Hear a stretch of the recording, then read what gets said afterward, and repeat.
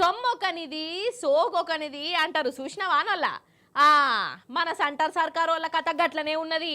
సొమ్మేమో మనది, సోకేమో ఉత్తరం దిక్కోళ్ళది. గట్లనే నడుతాందోల్లో కథ. అసలు దేశానికి అన్నం పెట్టేదే మనము. మన దక్షిణం రాష్ట్రాలు మరికొంతల కొంతనన్న కృతజ్ఞత అనేది ఉండాలనా అద్దా? ఉండదట. ఇంకా మీదికి మన మీదికే రుబాబు చేస్తాన్రు, మనల్నే వేస్ట్ గాళ్ళు అని అంటాన్రు. రుబాబు చేసేటోళ్ళదే రాజ్యం అన్నట్టు చేస్తాన్రు. అగ చూడురల్ల మీరే. అసలు ఈ పువ్వు గుర్తు పరందామయ్యలు మన దక్షిణం రాష్ట్రాల గురించి ఏమనుకుంటున్నారు కావచ్చల్లా? అసలు సంటరోళ్ళు మనల్ని మనుషులని అనుకుంటున్నారా? అసలు మనం మన దేశంలోనే ఉన్నామని అనుకుంటున్నారో లేకుంటే వేరే దేశపోళ్ళమని అనుకుంటున్నారో? ఆగో ఈ centre minister Piyush Goyal sir కథ చూస్తా అంటే గట్లనే కొడుతున్నదోళ్ళ మరి. అరే లేకుంటే ఏందోల్లా? అసలు దేశం ఉత్తగానే నడుతుందా? రాష్ట్రంలో ఈ ట్యాక్స్ ఆ ట్యాక్స్ అని సెంటర్ కు పంపుతున్నది. వచ్చిన పైసలను మళ్ళా రాష్ట్రాలకు వంచాలి. అసలు అయితే మన తెలంగాణనే అన్ని రాష్ట్రాల కంటే ఎక్కువ ట్యాక్సులు కడుతుంది.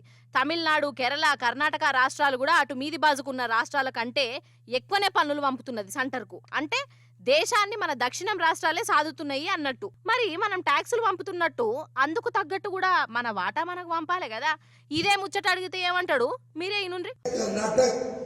तेलंगाना ऐसे कुछ राज्य है, तमिलनाडु, जो आदमी ये कहते हैं कि जितना टैक्स हमने भरा उतना हमको वापस मिलना चाहिए।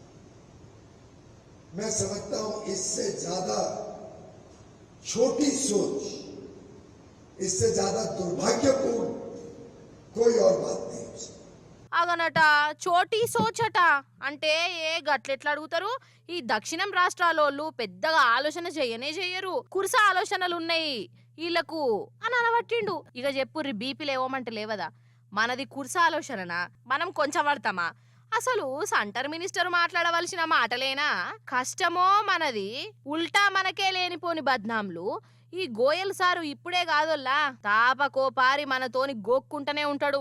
అప్పట్లో కూడా మన తెలంగాణ జనాల గురించి ఎంత ఘోరంగా మాట్లాడిండోల్లా యాదుకున్నది కదా.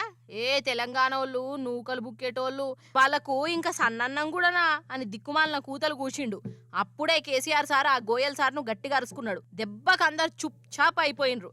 ఇగో మళ్ళా ఇప్పుడు చోటీ సోచు గీటీ సోచు అనుకుంటా సారే చోటీ సోచు చూయించిండు. నిజంగా గోయల్ సార్ ఇది పెద్ద మనసు అయితే అన్ని రాష్ట్రాలను మంచిగా చూసుకోవాలి.